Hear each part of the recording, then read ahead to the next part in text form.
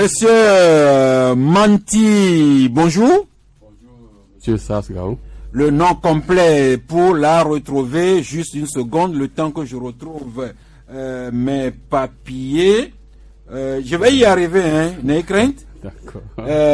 Eh bien, vous vous appelez... vraiment, je me perds dans mes... Kwame Manti. Kwame Manti, vous êtes membre dirigeant de l'Agence nationale pour le changement. Vous êtes secrétaire général adjoint. Vous avez en charge les affaires économiques et financières de ce parti, n'est-ce pas? Merci, effectivement. C'est un plaisir partagé de vous avoir. Et nous avons souhaité avoir un dirigeant de l'ANC parce qu'il y a une polémique qui continue toujours à grossir. Déjà le 20 juin 2023, votre parti a écrit au ministre d'État en charge de l'administration territoriale et autres de souhaiter la convocation d'une session spéciale du comité permanent de concertation, lequel comité s'est réuni les 5 et 6 juillet dernier. Vous nous direz pourquoi vous avez souhaité cette session spéciale, comment les travaux se sont déroulés et quelles sont les satisfactions ou les insatisfactions que votre parti en aurait tirées. Et puis il y a une certaine polémique post-CPC, nous allons en parler. Et puis une autre, je ne dirais pas polémique, un débat qui revient encore pour les élections à venir, législatives et régionales. Est-ce que les partis dits de l'opposition devraient y aller dans une dynamique unitaire ou dans une unité d'action? Le débat fleurit sur les débats, sur les réseaux. Vous nous direz comment l'ANC se prépare à ces élections, si c'est en solo ou bien en famille, Monsieur Manti. Effectivement, je suis là pour ça, pour éclairer la lanterne des citoyens togolais sur ces différentes questions. Et donc l'ANC a sa vision des choses. Je ne manquerai pas, quand le moment va venir, de claircir. Merci pour la disponibilité. Il y a d'autres sujets la semaine, notamment les évalas qui tirent vers la fin d'ici le week-end, et puis les autres fêtes traditionnelles dans les préfectures, cantons qui se préparent. Cette semaine a vu également Lomé inondé pendant quelques heures. Certains quartiers ont encore les petits aujourd'hui. Et puis la Confédération africaine de football qui a tenu son assemblée générale hier à Abidjan, avec des décisions qui nous concernent, nous, ici au Togo, et bien d'autres sujets dont nous débattons avec les confrères. Kossi Bande Francesco Napokura de Tampa Express, bonjour. Oui, bonjour aux auditeurs et auditrices de Canal FM, la nouvelle génération. Vous avez évoqué tout à l'heure le nom de Hadji Mandao. Hadji Mandao, effectivement, c'était un camarade de lycée. Nous avons fait ensemble le lycée technique. Il doit être attaché de communication au ministère de l'économie et des finances. J'avoue que pratiquement c'est le seul attaché de presse qui, quand il vous appelle pour avoir même le PDF de votre parution, il vous fait le transfert, il paye. Il paye le journal en ligne. Il paye le journal. Par contre, il y a d'autres. Arrêtons-nous à ce que Hadji Mandao fait du bien et laissons les autres copier. Oui, d'accord. Merci. Pour commencer, je voudrais poser 2 questions pour un champion. Nous avons seulement aux présentations, salutations. D'accord. Souffrez qu'on évolue, on va y revenir. Olivier Yao Adja de Harakiri, Paris aujourd'hui même, et également Afrique Presse. Bonjour. Oui, bonjour, bonjour à toutes les auditrices et à tous les auditeurs de la radio Canal FM, la plus belle radio de l'Ouest. Ah, Olivier, je ne te cache pas que même si c'est une flatterie, ça nous va tout droit au cœur. Et naturellement que les auditeurs pourront entrer en ligne sur le coup de 12 heures en composant le 22, 21, 33, 74 ou le 91, 36, 63, 75. Sujet numéro 1, Manti, monsieur Manti, vous êtes prêt? Allons-y. Très bien.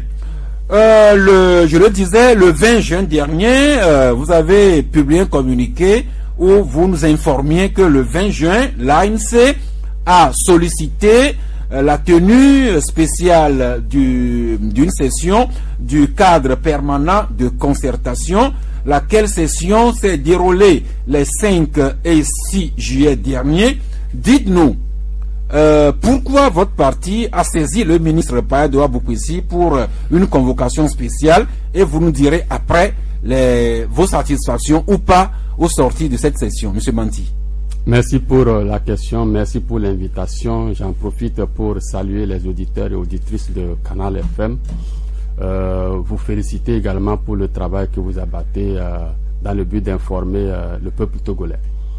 Et il faut dire que l'ANC a suivi de bout en bout le recensement électoral au Togo. Et nous sommes allés de Lomé jusqu'à Séquencé pour voir de près ce qui s'y passait. Et nous avons constaté à l'époque beaucoup d'anomalies. Et il était donc nécessaire de discuter sur le plan politique des solutions à apporter à ce processus pour le rendre meilleur, acceptable, réaliser des élections acceptables par tous. C'est dans ce but-là que nous avons écrit au ministre, notamment pour que le CPC discute sur la nécessité de poursuivre le recensement dans la zone 1, c'est-à-dire la région maritime. En second point, nous avions souhaité à ce que le CPC parle également du redécoupage, du découpage électoral sur le plan législatif. Et en troisième lieu, discuter sur la question du chronogramme de ce processus électoral, parce que jusqu'ici nous ne savons ce qui s'y passe, quand est-ce que les choses vont se dérouler, ainsi de suite. Voilà à peu près les points qui a retenu notre attention quand on écrivait à monsieur le ministre d'État pour solliciter la convocation du CPC. Donc, envisager éventuellement une session de rattrapage du recensement dans la zone 1. 2, prévoir au besoin le redécoupage électoral pour les législatives à venir. Et puis 3, vous voir communiquer le chronogramme de la CENI. Exactement. Je crois savoir que c'est vous, Manti, qui avez représenté votre parti, l'ANC, à la session du CPC. Dites-nous, sur les 3 points que vous venez d'évoquer, est-ce que votre parti se sent satisfait au sortir de la session du CPC? Malheureusement, le CPC s'est réuni, mais nous sommes sortis totalement découragés. Et pourquoi? Découragés parce que nos attentes n'ont pas été atteintes. Et le débat qui a eu lieu ne m'a pas semblé assez sincère sur le plan de la nécessité de reprendre ou de poursuivre le recensement dans la zone 1, la maritime. Il faut dire que quand nous avons posé le problème, heureusement on a eu des soutiens de certains partis politiques.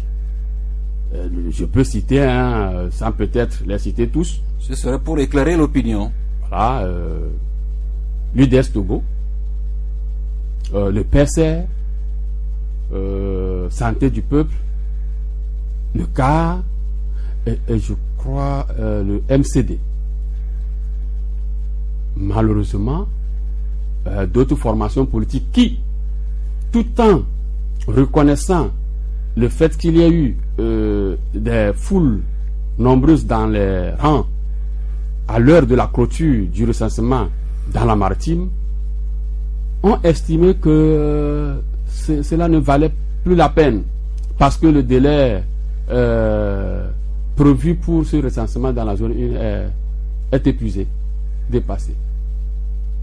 Et toute une raison qui ne tire pas ses racines ni de la constitution togolaise, ni du code électoral. Alors justement, à ce niveau, nous avons écouté le président du CPC, le député Adjorovi, qui a dit que la majorité des formations politiques présentes au CPC n'ont pas opté pour la reprise du recensement. Alors, si à prendre à Djorovi au mot, est-ce que vous, l'ANC et les votes, est-ce que vous avez fait suffisamment du plaidoyer ou du lobbying auprès des partis présents au CPC pour que votre position domine ou prédomine? Vous savez, quand on défend une position dans l'intérêt du peuple, ça devrait être naturellement que les uns et les autres puissent comprendre.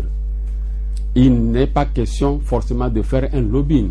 Ce n'était pas à notre intérêt propre, mais c'était de l'intérêt du peuple togolais, de ces citoyens-là qui ne veulent que respecter la loi. Le code électoral dit, si vous remplissez les conditions prévues par la loi pour être électeur, à l'ouverture des inscriptions, il y a un délai prévu, présentez-vous pour demander votre carte. Et la loi de poursuivre. Il suffit que le citoyen qui remplit ces conditions prévues par la loi demande sa carte, il faut le satisfaire. C'est ce que dit la loi. Et la loi continue pour dire, nul ne peut refuser de délivrer la carte d'électeur à un citoyen qui remplit les conditions prévues par la loi pour être électeur. Il ne faut pas oublier également que si on n'est pas électeur, on ne peut pas être candidat. Donc toutes ces informations réunies suffisaient largement, mieux qu'un plaidoyer, pour convaincre les uns et les autres de l'importance d'enrôler tous les Togolais en âge de voter qui remplissent les conditions. Et quand le président du CPC déclare que la majorité des partis politiques présents au CPC n'ont pas été favorables à la reprise, il m'envoie désolé. Parce que le cadre permanent de concertation n'a pas prévu un vote. Il ne s'agit pas de majorité ou de minorité là-bas. Il s'agit d'un consensus. Donc on ne peut pas évoquer la majorité des partis qui sont contre pour dire que ils ont raison. Et encore faut-il qu'on puisse évaluer cette majorité dont il a parlé. Parce que, pour ce que je sache, les partis qui ont ouvertement dit de leur part qu'il n'était pas nécessaire de reprendre le recensement dans la zone 1, je peux les citer. Il y a l'UNIR, évidemment, avec le ministre Boupessi. Quand je dis l'UNIR, ça veut dire le secrétaire administratif de l'UNIR, le ministre Boupessi qui représente le gouvernement. Il y a le NET, il y a le parti d'Abbas Kabwa, le MRC. Le MRC. Je crois que voilà, c'est ces trois partis qui, de façon ouverte, ont dit qu'il n'était pas nécessaire de reprendre ce recensement. Ajouté évidemment au président du CPC, l'indépendant député Adjourouvi. Et je ne pense pas que citer, ils font la majorité par rapport au parti que je venais de citer plus haut. Donc il n'est pas question d'évoquer une majorité quelconque qui ait refusé la reprise du recensement dans la zone 1. Non. Alors sur le sujet, justement, le cas a également rencontré la presse ou bien ses militants il y a quelques jours à son siège pour rendre compte. À ce sujet, le confrère, le détective écrit aujourd'hui, recensement CPC, le cas donne sa version. Dans un autre article, toujours le détective qui écrit recensement CPC toujours, l'ANC démasque les faux opposants. Et Togo Matin, lui, écrit à la page 3, reprise du recensement, Jerry Tama répond sèchement à un communiqué de l'ANC et Arakiri invite Jean-Pierre Fabre et Jerry Tama sur un ring pour en découdre. Le titre même dit, pour clore leur guerre, et si Fabre et Tama allaient sur un ring. Il ne s'agit pas de répondre du tic au tac, d'autant plus que Jerry Tama n'est pas là. Mais, monsieur Manti, il y a quand même cette polémique qui est née entre l'ANC et les autres partis qui se sont opposés à la reprise du recensement, mais nommément surtout le NET, avec ce qu'on lit sur vous, sur les réseaux sociaux? J'ai lu la sortie de M. Djeri Tama, et sa sortie ne se focalise pas sur l'ANC qui a sorti un communiqué, mais se focalise sur la personne de M. Jean-Pierre Fabre. Votre président national. Ce qui me... Je n'arrive pas à comprendre pourquoi il ne répond pas à l'ANC et il répond à Jean-Pierre Fabre. D'ailleurs, ce n'est pas M. Jean-Pierre Fabre qui a signé le communiqué. Il aurait mieux fait de répondre à l'ANC pour dire la vérité. Et la vérité, c'est quoi? C'est vraiment M. Djeri Tama, il aura l'occasion peut-être, avec un droit de réponse, de venir sur vos antennes pour confirmer ou infirmer ce que je vais dire.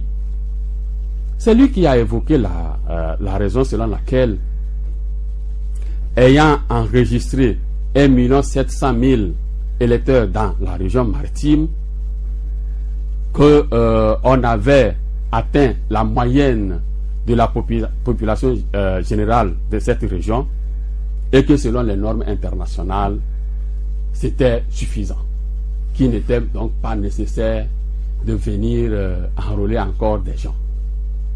Voilà son raisonnement. Et d'ajouter que même dans d'autres zones, la zone 2, la zone 3, qu'il y a eu encore quelques gens qui n'ont pas été enregistrés.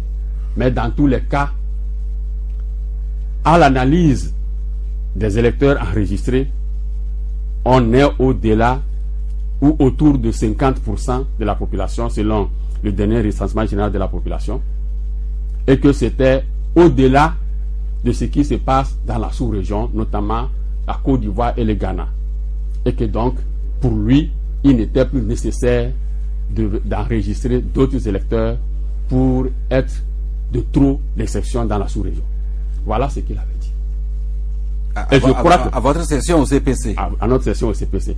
Et donc, je ne vois pas pourquoi il veut nier qu'il n'a pas été contre la reprise du recensement dans la région maritime. Merci. À ce sujet, un auditeur nous envoie que la CPP a aussi réagi dans le même sens que l'ANC, à savoir la reprise du recensement dans la zone 1.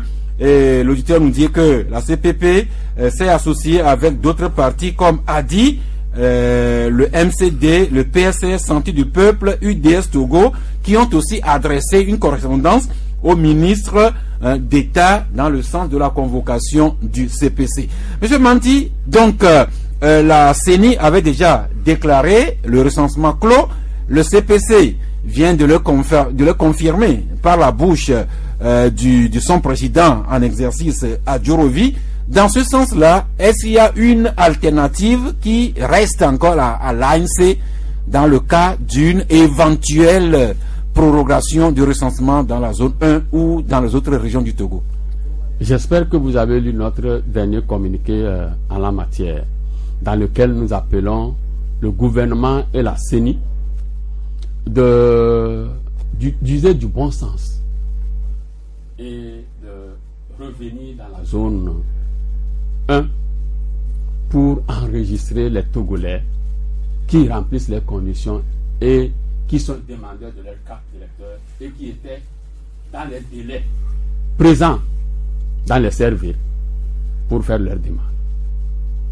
Nous osons croire que le gouvernement et la CENI ne trouveront pas du plaisir à bafouer ni la Constitution ni le Code électoral.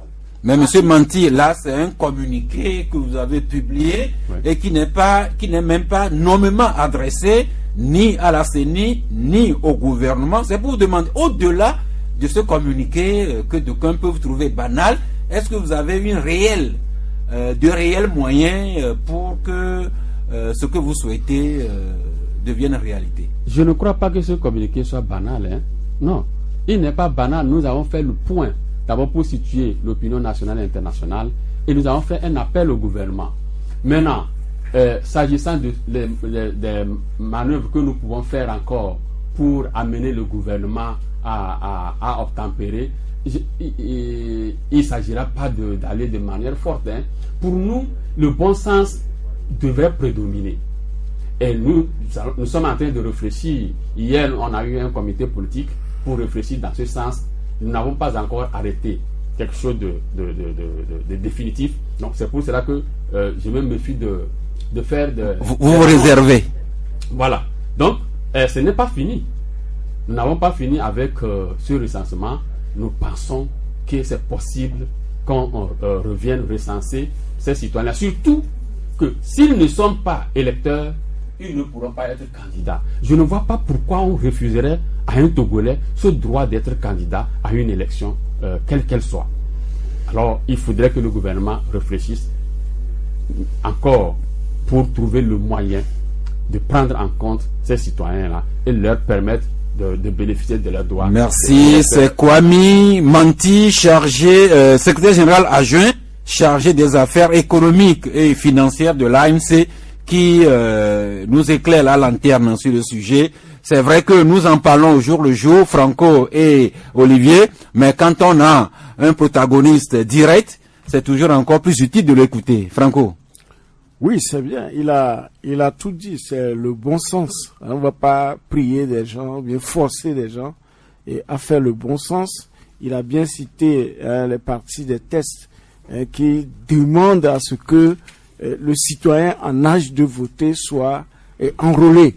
Maintenant, si les gens ne le font pas pour des raisons que seuls eux, peut-être, ils maîtrisent, peut-être je vais poser la question à Monsieur Manti de savoir, est-ce que, selon vous, quelles sont les raisons qui poussent vos adversaires à refuser... Non, les autres partis les autres partis oui. À refuser à faire ce qui est bien pour tout le peuple togolais. Et aussi, est-ce que vous avez en quelque sorte en tête estimé, disons, l'effectif qu'on devait atteindre si il fallait reprendre le recensement dans la zone 1. Monsieur Manti? Oui, je ne peux pas savoir avec exactitude ce pourquoi le gouvernement et ses alliés ne veulent pas revenir recenser tous ceux-là qu'ils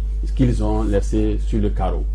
Mais je crois, puisque vous posez la question, il y a une idée qui me vient à la tête parce que à cette réunion du CPC, je crois, le ministre ou quelqu'un d'autre avait posé la question. Le ministre Boupessi. Oui. Je ne sais pas si c'est lui ou quelqu'un d'autre quand même, avait posé la question de savoir ces gens-là qui n'ont pas été enregistrés, ils sont les électeurs de quel parti du vote, s'adressant à moi. Alors, évidemment, j'avais répondu, je ne peux pas connaître le sens de vote de ces citoyens-là. Je ne les connais pas nommément pour savoir pour qui ils votent. C'est une question de principe. Pour moi, c'est un principe. Ce sont des citoyens et l'ANC ne défend que ces principes-là. Voilà. Votre dernière inquiétude, la deuxième inquiétude, Oui, si vous avez, disons, à peu près un estimatif de ce qu'on pouvait atteindre. Oui, il faut dire que quand ils ont évoqué l'atteinte de la moyenne de la population générale de la région maritime pour dire qu'il fallait plus reprendre ce recensement dans la zone maritime, on leur a expliqué ceci. Pendant le recensement général de la population, les citoyens n'étaient pas réceptifs. Ils chassaient les agents recenseurs. Ils disaient, c'est encore une arnaque du gouvernement. Et donc, beaucoup de citoyens, du moins certains citoyens, n'ont pas été enregistrés dans le cadre du recensement général de la population. Et le recensement électoral vient nous le prouver. Avec le nombre qui a été enregistré, qu'il y avait encore des gens dans la foule, ça voudrait dire que le recensement général de la population n'a pas été total. Il y a eu des gens qui sont restés sur le carreau. Donc on ne peut pas l'évoquer puisque lui, il est une erreur. On ne peut pas l'évoquer pour arrêter le recensement électoral qui, de son côté, nous donne le vrai visage de la population togolaise. Nous, sur la base de ceux qui étaient là, dans les rangs, nous pouvons évaluer la population qui reste dans la région maritime autour de 20-30 000 électeurs encore. Et je pense que c'est important. Même si c'était un seul électeur, c'est important. Parce que la loi lui donne ce droit de façon absolue. Et on ne peut pas évoquer autre raison, quelle qu'en soit sa nature, même si c'est une norme internationale, pour empêcher ces citoyens-là. Merci Manti. Olivier, une question, commentaire sur la partie-là avec M. Manti? Oui, non, mais je crois que c'est une question qui intéresse tous les Togolais. Nous avons assisté à des passes d'armes entre des leaders politiques. Il faut dire qu'il y a des termes qui ne sont pas, en tout cas, autorisés entre personnalités de notre pays. C'est vrai. Est-ce que les autres partis n'ont pas de militants dans la zone 1, ceux qui, selon l'ANC, ont refusé ou se sont opposés à la reprise? On a posé la question tout à l'heure, qu'est-ce qui explique cela? Bon, eux, ils se défendent. Ils ont dit qu'ils n'ont jamais dit donc de ne pas reprendre, mais que leur avis c'était que la reprise soit générale dans la zone 1 comme dans les autres zones pour pouvoir assurer une égalité. Alors, est-ce que l'ANC estime seulement que c'est la zone 1 la reprise doit totalement concerner la zone 1, puisque nous savons bien sûr que dans la zone 1 il y a beaucoup de difficultés, ou s'il faut le faire, il faut le faire en sorte que chaque zone puisse aussi bénéficier de cette mesure de reprise? Monsieur Manti? Non. En quoi cela nous serait difficile d'accepter? Pas du tout. S'il faut reprendre sur toute l'étendue du territoire, nous sommes preneurs. Parce que c'est les citoyens togolais qu'on va enrôler. Et s'il n'y en a plus dans une zone, il n'y en aura pas. Donc, qu'on reprenne dans la zone 1, dans la zone 2, dans la zone 3, cela ne nous indispose pas. L'essentiel, c'est qu'on trouve des citoyens à enrôler dans ces deux zones-là. Merci. Alors, quand vous aviez saisi le ministre d'État, vous aviez évoqué trois motifs. La reprise éventuellement du recensement, mais vous avez également demandé de revoir le redécoupage électoral pour les élections législatives et que la CENI vous communique son chronogramme pour les dites élections. Alors, sur les deux points suivants, est-ce que vous avez eu des réponses? D'abord, dans l'ordre du jour proposé par le CPC, il n'y avait pas le découpage électoral, comme nous l'avions souhaité dans notre correspondance. Alors, nous avons fait une intervention pour proposer un amendement de cet ordre du jour afin d'intégrer le découpage électoral. Malheureusement, cela n'a pas été retenu. Et pourquoi? On nous a dit qu'il y a encore le temps et qu'on pourra y revenir pour voilà. S'agissant du et vous êtes contenté de cette réponse-là? En fait, ce n'est pas qu'on est content, mais nous pensons que c'est de bonne foi qu'ils disent qu'on va revenir pour en discuter. Okay. Voilà. Maintenant, pour le chronogramme, de la CENI, nous n'avons pas eu le chronogramme parce que d'abord, il n'y avait pas la CENI à ce rendez-vous. Et le ministre d'expliquer que pour des raisons sécuritaires, la CENI n'arrive pas à maîtriser son emploi du temps et établir un chronogramme fiable. Et encore que la CENI, en établissant ce chronogramme, doit composer avec le gouvernement qui doit lui fournir certaines informations. Et tout ceci fait défaut. C'est pour cela que nous n'avons pas encore le chronogramme. Nous avons insisté pour dire que le chronogramme est un outil de travail des acteurs politiques. Parce que si nous n'avons pas ce chronogramme-là, il nous sera très difficile de mieux s'organiser et d'être efficace dans notre appui à l'organisation de ces élections. Parce qu'il ne faut pas que les gens oublient que les partis politiques accompagnent le processus. Mais si nous ne maîtrisons pas le calendrier, il nous sera très difficile d'être efficace dans notre accompagnement. Eh bien, dans ce contexte, dans ces ambiances, comment est-ce que l'ANC se prépare pour ces élections que le gouvernement a annoncées, les législatives et les régionales, au besoin même pour cette année 2023? Il faut dire, l'ANC s'organise depuis 2021. Nous avons mis en place une commission des affaires électorales qui a en son sein plusieurs sous-commissions. Je sais pas, vous avez pu constater que nous sommes régulièrement sur le terrain. La dernière fois, pour suivre le recensement, on a fait qui double pour revoir nos structures à l'intérieur du pays. Nous sommes allés de la région centrale, dans la région de la Kara et la région des Savanes. Avant ça, on était dans la région des Plateaux, dans la Maritime également. Et à chaque fois que cela est nécessaire, nous revisitons nos structures, nous rencontrons les populations. Nous sommes en train de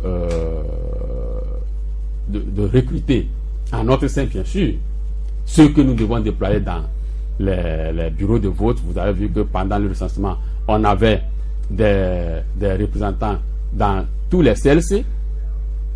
Dans tous les CLC, là où l'ANC n'est pas membre de CELI, on avait des délégués pour suivre le processus. D'ailleurs, dans la région de la Kara, vous avez appris que trois de nos membres avaient été arrêtés par la police et gardés à vue pendant plus de 24 heures. Ils n'étaient pas des membres, ils étaient des délégués que nous avons déployés sur le terrain pour superviser le recensement. Donc, l'ANC n'étant pas membre dans toutes les CELI, nous sommes membres seulement dans 19 CELI, nous nous sommes donné les moyens d'être quand même présents dans les autres CELI en termes de délégués pour suivre le processus. Nous nous organisons donc pour la suite du processus, pour avoir des délégués là où nous ne sommes pas membres et avoir des membres. Donc nous sommes en train de finaliser ces recrutements-là.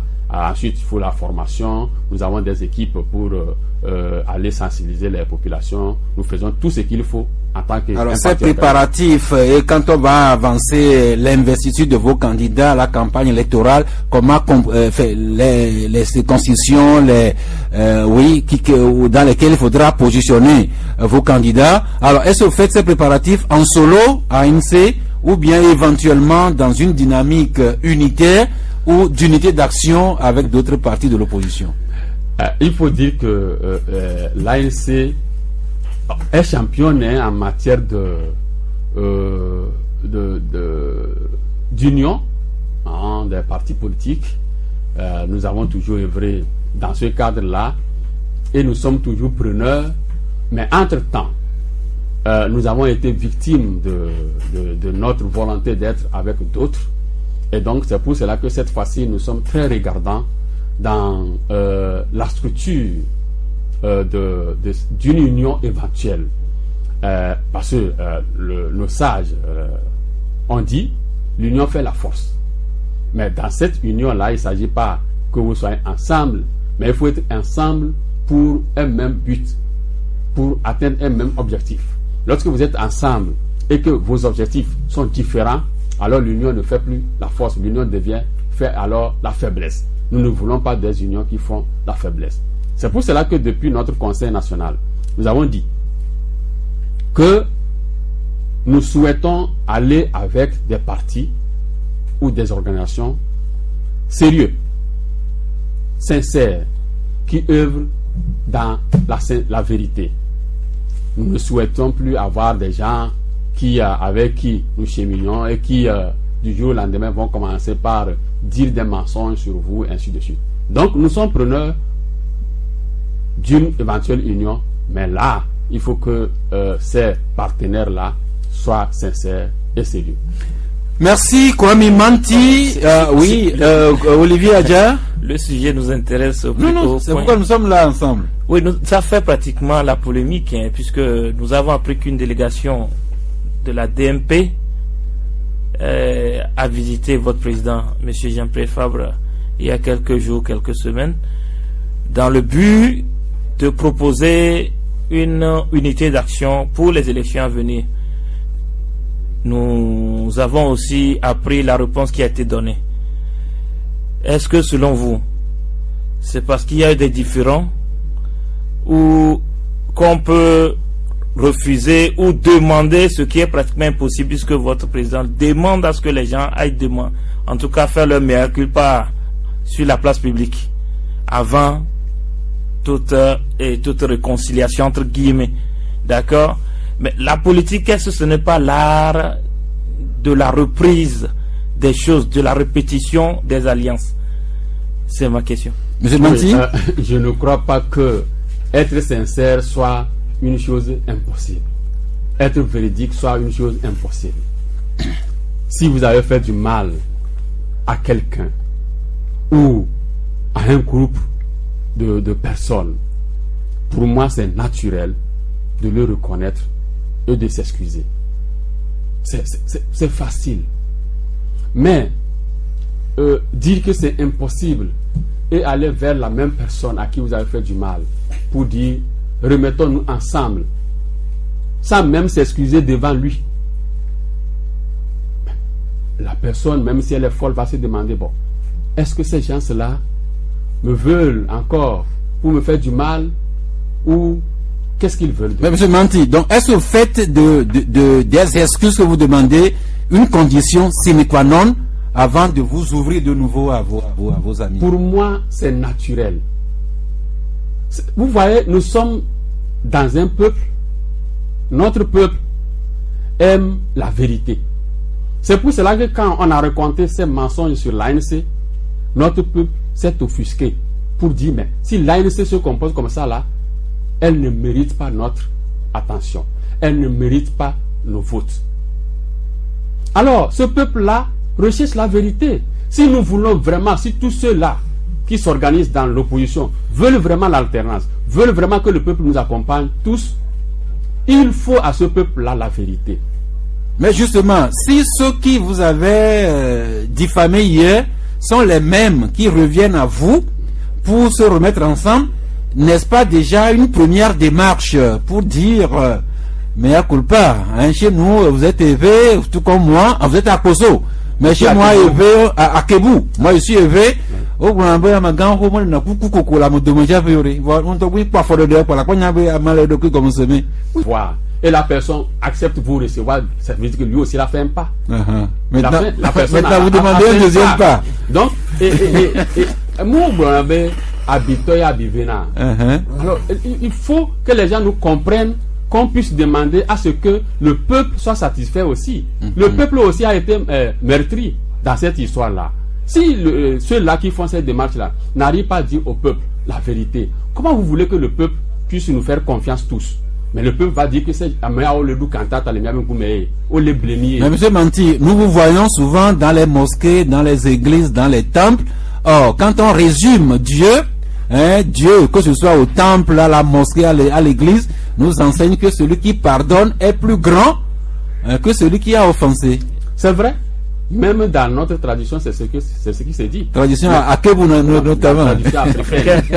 Tradition africaine, c'est ce qui se dit. Oui. Mais le pardon se mérite. Hein? Quand on dit celui qui pardonne est plus grand, ça veut dire que celui qui a offensé a demandé pardon et on le lui a concédé. Merci beaucoup, monsieur Manti. Il est Franco. Sauf que oui. monsieur Jean-Pierre Fabre même n'est pas ici. Sinon, mais vous savez, c'est un film. Hein. Aujourd'hui, la seule alliance qui reste, peut-être pour l'ANC, puisque déjà, quand j'écoute ce que dit monsieur Manti, c'est que pratiquement elle est exclue.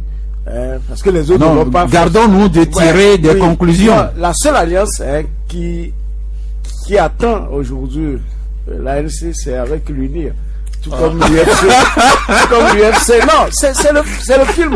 Soit aujourd'hui, c'est l'opinion qui est en train de bloquer, oui. Mais c'est presque visible qu'on s'achemine vers. Alors justement, il ne faut pas dire des choses telles que vous je ne veux pas qualifier ça parce que bon, on est ensemble, j'aime cette ambiance. Oui. Non, ce n'est pas possible. Hein? Pour le moment. Dans l'opposition, il y a encore... Non, c'est même pas pour le moment. Dans l'opposition, il y a encore des partis politiques. Il n'y a pas que la DMP. Ok? Il n'y a pas que Monseigneur Podro. Il n'y a pas que Madame Adjamabo. Il n'y a pas que la DMP. Il y a encore des partis politiques. Et si les gens veulent qu'on aille de l'avant, ils sauront quoi faire. Je peux vous dire qu'il y en a qui font des démarches.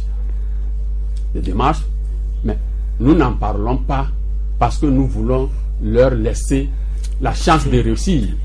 Nous voulons leur laisser la chance de réussir dans cette démarche-là. Donc on n'en parle pas. Merci. Olivier a une question. Oui, j'ai une question. Je voulais savoir, M. Monti, est-ce que au cours de ces, ou bien dans ces unités, ces regroupements, est-ce que l'ANC arrive à retrouver sa place? Est-ce que l'ANC estime que les gens l'approchent pour bénéficier de son aura, ou vraiment que l'ANC aussi gagne dans ces regroupements pour savoir qu'est-ce que vous gagnez? Puis si la DMP vous apporte quelque chose, bon, vous serez peut-être obligé entre-temps d'accepter parce que vous avez un intérêt à recevoir. Mais s'il n'y a aucun intérêt, vous n'êtes pas obligé d'aller avec eux. Vous savez, pour nous à l'ANC, nous ne visons pas un intérêt particulier.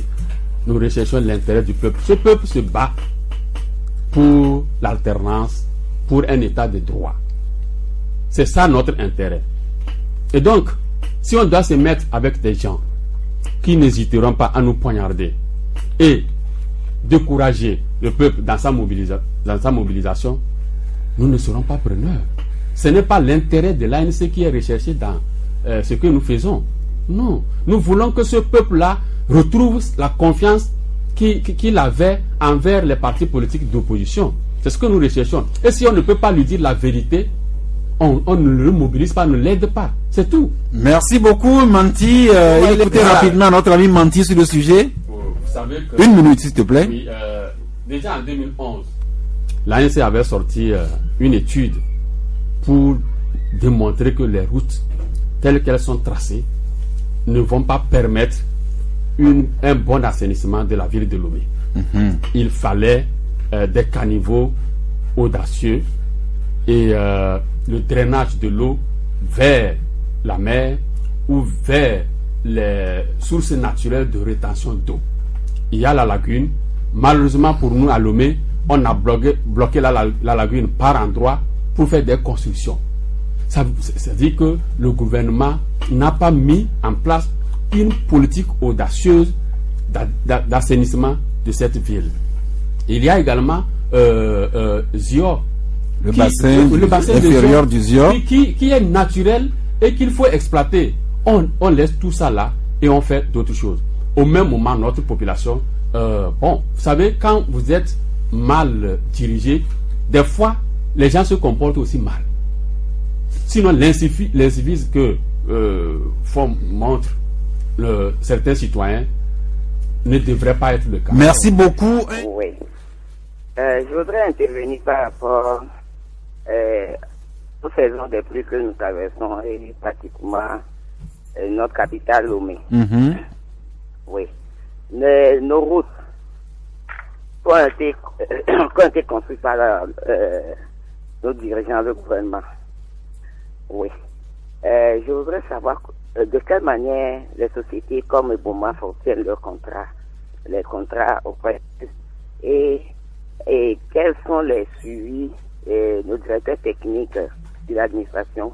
De quelle manière ils entretiennent leur contrôle par rapport aux sociétés qui obtiennent les contrats. Ok, la question de l'ami Joël, on peut remonter les études techniques, la procédure de passation des marchés, les bureaux de contrôle pour l'entretien, tout ça, c'est ça, l'ami Joël? Oui. Okay. Et aussi, je voudrais dire aussi aux dirigeants à nos gouvernements, ils savent bien, c'est quand ils descendent dans des pays voisins, comme Ghana, ou bien ils vont en Europe, par exemple à Paris, ils voient comment des gens construisent Paris. Mais notre Lomé, la capitale, dans lequel nous avons Lomé qui nous abrite. Oui. Ils n'ont pas la bonne volonté de construire Lomé comme Paris. C'est ce qui m'étonne un petit peu. Merci. Et aussi. Oui. Et est-ce qu'on va faire 100 ans avant de construire Lomé seulement? Lomé qui n'atteint même pas 15 km². Là, je ne suis pas d'accord avec vous. Vous avez mesuré Lomé? Ne réduisez pas Lomé à votre quartier à Dieudonné Gomé. Hein? Non, je parle, Lomé, écoute. Mais Lomé fait plus que 15 km quand même. Quand on parle de Grand Lomé, de Grand Lomé, moi je parle de Lomé, non pas de Grand Lomé. Moi, je parle de Lomé, non pas de Grand Lomé. Ok, l'ami Joël, nous avons écouté l'essentiel. Vos préoccupations nous rejoignent, c'est ce que nous avons partagé. Hein, au-delà, au sommet de l'État, on devrait se sentir interpellé. Les études techniques, les procédures de passation des marchés, hein, les bureaux de contrôle, l'entretien, comment ça se fait. Et puis, quand nous sortons nous-mêmes là, ce que nous voyons ailleurs, est-ce que nous n'avons pas envie de faire de même chez nous? Voilà l'essentiel de ce que Joël a voulu partager avec nous. Un deuxième auditeur? Oui, bonjour, bonjour. Bonjour le plateau. Oui. Benoît Dago. J'espère que vous n'avez pas les pieds dans l'eau aujourd'hui, Benoît. Oh, non. Dieu merci. Bon, moi, je voulais poser une seule question en voyant ce que vous avez cité. Le pied dans l'eau, les infrastructures et la guerre entre les opposants. Non, il n'y a pas de guerre entre opposants. Hein. C'est normal qu'en démocratie, on ne s'entende pas toujours. Mais Dieu merci, nous n'en sommes pas à des guerres. Ah, ok. Et je retire le mot. Merci. Et je voulais avions-nous notre dirigeant là, l'opposition, la justice, avions-nous ces gens, ils sont des dirigeants pour le peuple ou bien du peuple? Bon, merci, bonjour. Je vous en prie, ce que je sais, ce sont des Togolais qui essaient quand même de travailler pour le Togo. Un autre auditeur? Oui, allô? Oui. Oui, c'est Pelé. L'ami Pelé. Ok. Nous vous écoutons. Le plateau. Oui. Je pense que Lomé-la-Belle, au fond de l'eau, la région de la Cara, dans le paradis. C'est le bon sens. Il faut qu'on partage ça, il faut qu'on consomme ça. Je voudrais poser une question seulement à notre invité. Au lendemain des élections du 22 février 2020, je pense que je voudrais savoir au niveau de l'ANSES sur quel poids, quel est leur rapport de force avant de courir rapidement pour aller à un dialogue qu'on n'a jamais vu Jean-Pierre Fabre poser cet acte. Quel est leur rapport de force? Maintenant, rapport de force par rapport à quoi? Par rapport à qui? Lorsque vous allez à un dialogue, il faut avoir un rapport de force. Parce que vous voulez demander quelque chose. Qu'est-ce qu'ils voulaient demander même à ce Sénat, à cette Sénat-là? Ils demandent quoi? Et qu'est-ce qu'ils ont eu? Parce que jusqu'à la fin de cette Sénat, ils ont claqué la porte. Et rapidement, la Sénat a pondu le CPC. On les a vus au CPC. Maintenant, c'est le CPC. Quel est le rôle de ce CPC par rapport à la CENI? Et qui est l'ANSE a un responsable à la CENI. Donc, qu'est-ce qu'on peut avoir de ce membre de la CENI au nom de l'ANSE? Donc, vous ne pouvez pas venir nous dire maintenant, parce qu'au lendemain, automatiquement, non, posez la question, laissez le temps à l'invité de vous répondre. Vous n'allez pas poser la question et conclure vous-même. L'ami Pelé. Je vous parle. Je vous dis que c'est Jean-Pierre Fabre qui a convoqué le CPC. Il a convoqué l'ami Pelé, vous avez posé la question, laissez le temps à l'ami, l'invité de vous répondre. La question est rapide. Je vais terminer. L'ami Pelé, s'il vous plaît, il y a d'autres auditeurs qui attendent, souffrez que nous avancions. Le suivant, bonjour. Oui, bonjour, Sas. Oui, c'est monsieur Francis. Francis? Oui. Francis, c'est comme Pacha Akara, il y en a tellement. Moi, je suis à Lomé. Okay. Dans quel quartier? J'appelle de tout point Trésor. Ok, nous écoutons. Voilà. Mais mon inquiétude porte sur la construction des infrastructures. Et là, je rejoins carrément le docteur Francisco Napokura. Je rejoins un peu le patron de Arakiri, qui passe par ses façons humoristiques pour attirer l'attention des Togolais. On dirait si on était encore à l'époque de La Fontaine. Mais je dis simplement que lorsqu'on a les grands travaux à faire, il n'y a pas un suivi. Je parle du suivi. Ce n'est pas que le ministre pose les premières pierres ou qu'il fasse des sorties. Mais quel est le suivi qui est fait? Vous prenez par exemple l'épaisseur des routes.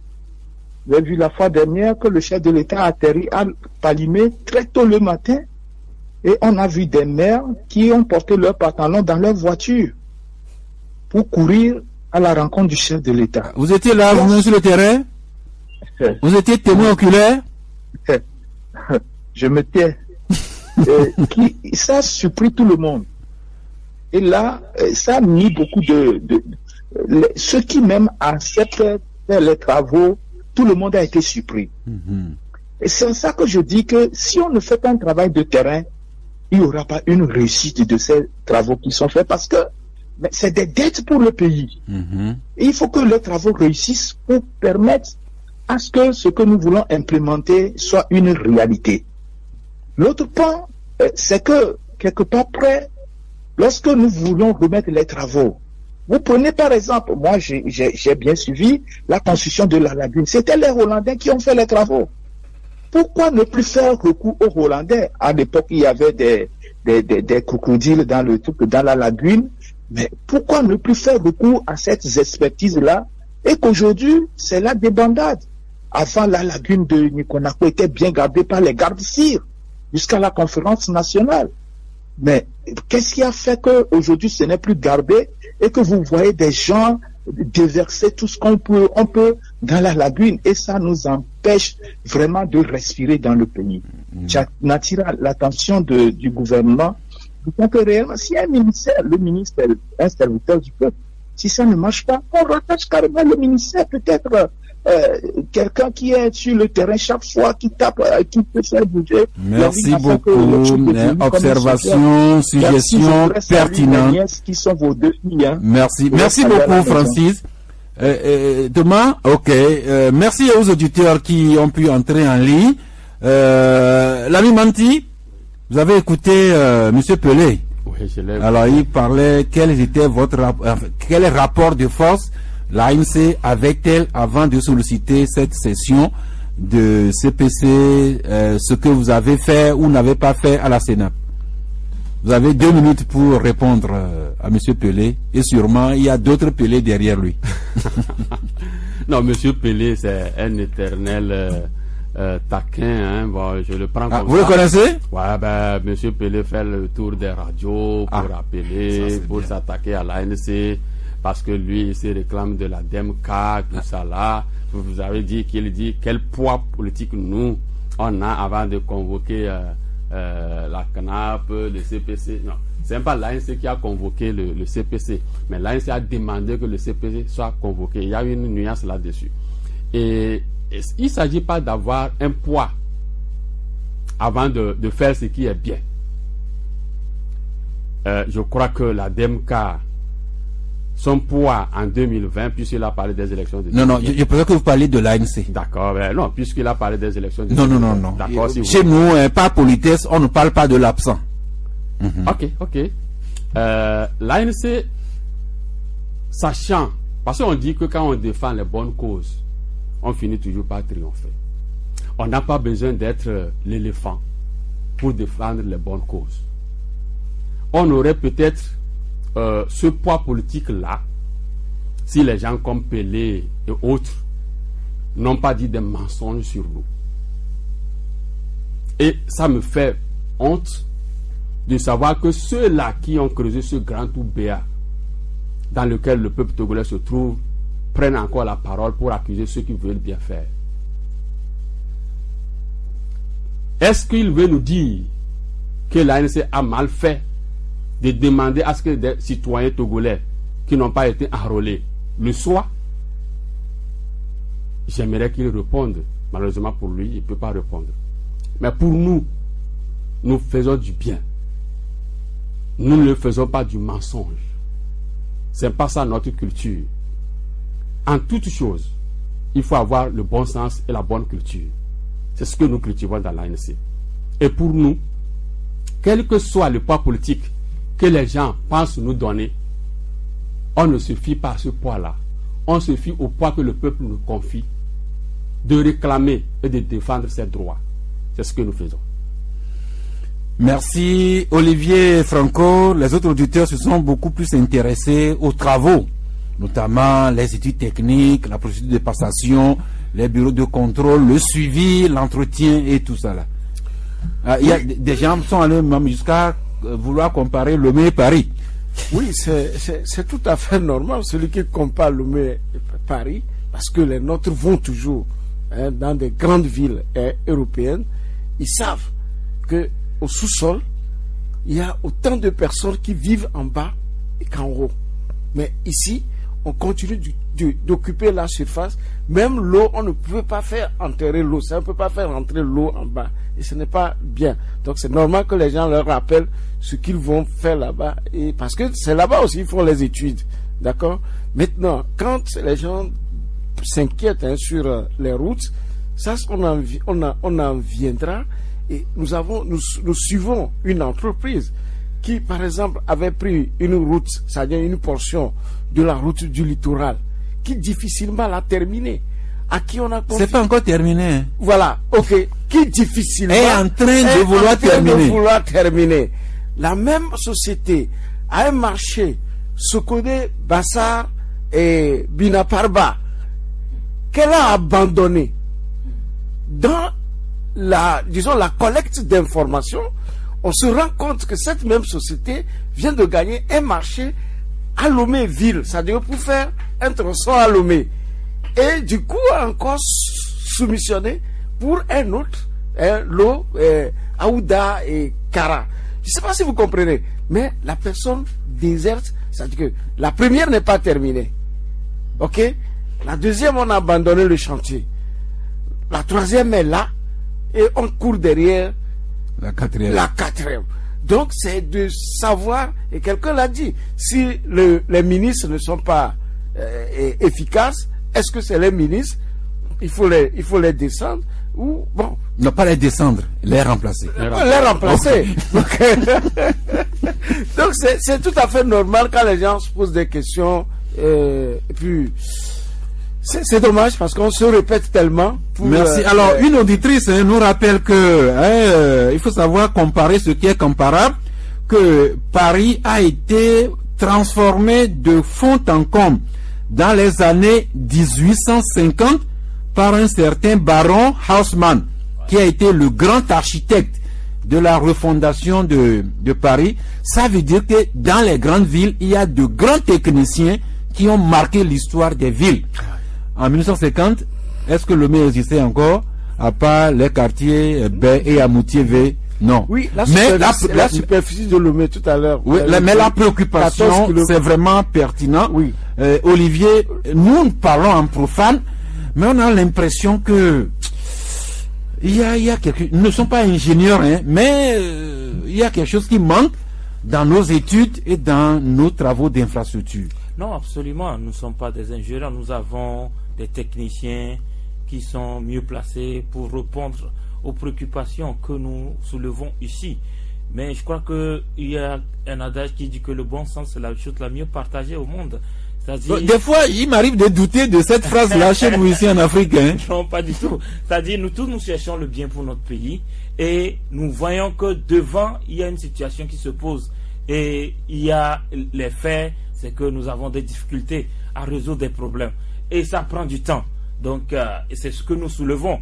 Nous ne disons pas que c'est nous qui savons mieux ce qui est bon pour le pays, parce que nous savons qu'il y a des gens qui nous écoutent. Parfois on nous dit non, vous êtes les journalistes, vous avez la propension à vouloir donner des leçons, à vouloir, je sais pas, faire les connaisseurs. Non, non, pas du tout. Mais quand même, nous demandons à ce que le problème soit résolu et qu'on trouve des solutions pérennes à une situation qui dure. C'est tout ce que nous disons. Et c'est c'est notre pays, notre cher pays. Et merci. Un autre terme dit que nos ministres sont trop sûrs. C'est-à-dire, il n'y a pas de menace de remaniement gouvernemental. Quand quelqu'un est nommé, il peut être pensé qu'il pourra faire le mandat du président, c'est-à-dire 5 ans. Alors qu'actuellement, suivez le débat en France, la première ministre Elisabeth Borne, elle sait qu'à tout moment, elle peut être remplacée par un autre. Or, chez nous ici, on est trop sûr. Le ministre a le même mandat que le président de la République.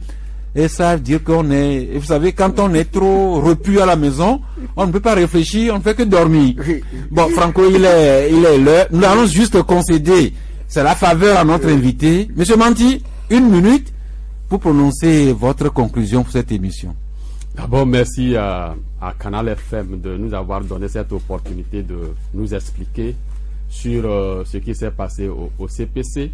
Nous en profitons pour appeler de nouveau le gouvernement à revenir à de bons sentiments et la CENI également pour recenser ces citoyens togolais qui demandent leur carte d'électeur, non seulement pour qu'ils soient électeurs, mais pour qu'ils puissent aussi être candidats. Ce n'est que le bon sens. Et c'est ce que recommande la loi. Nous appelons également la population togolaise à veiller au grain et à faire du mieux selon ce que autorise la loi pour demander le respect de ses droits. Parce que c'est ça un citoyen. Un citoyen qui ne réclame pas ses droits ne remplit pas aussi ses devoirs. Et quand on aime réclamer ses droits, on aime aussi remplir ses devoirs. Et l'ANC sera toujours du côté des citoyens pour un état de droit.